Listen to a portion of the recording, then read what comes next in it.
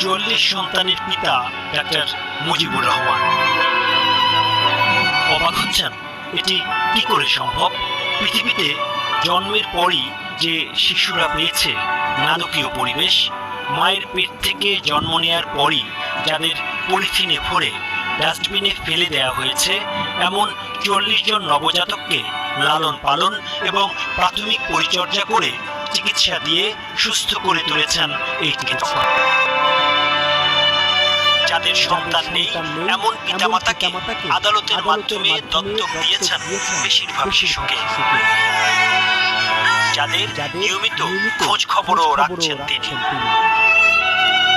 2023 সালের মার্চে নারায়ণগঞ্জের রূপগঞ্জের ডাস্টবিন থেকে উদ্ধার হওয়া একটি শিশুকে মাথা থেতলে যাওয়া অবস্থায় ভর্তি করানো হয় মাতোয়াইল